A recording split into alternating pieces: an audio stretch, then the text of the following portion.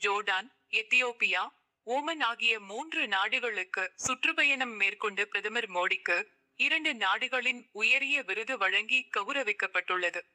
India Oman உறவுகளை வலுப்படுத்துவதில் ஆற்றிய பங்களிப்பை பாராட்டி சுல்தான் ஹைதம் பின் தாரிக் பிரதமர் மோடிக்கு சுல்தானகத்தின் தனித்துவமான சிறப்புமிக்க ஆர்டர் ஆப் ஓமன் விருதை வழங்கினார். இந்த விருது ஏற்கனவே ராணி 2ஆம் எலிசபெத், நெதர்லாந்து ராணி மேக்சிமா, ஜப்பானின் பேரரசர் அகிஹிட்டோ, நெல்சன் மண்டேலா மற்றும் ஜோர்டான் மன்னர் அப்துல்லா ஆகியோருக்கு வழங்கப்பட்டுள்ளது. தற்போது இந்த பட்டியலில் பிரதமர் மோடியும் இடம்பெற்றுள்ளார். மஸ்கட்டில் 2 நாள் சுற்றுப்பயணத்தின் போது மோடி இந்த விருதை பெற்றார். எத்தியோப்பியா சென்றபோது மோடிக்கு அந்நாட்டின் உயரிய விருதான கிரேட் ஹானர் ஆப் எத்தியோப்பியா வழங்கி கௌரவிக்கப்பட்டது.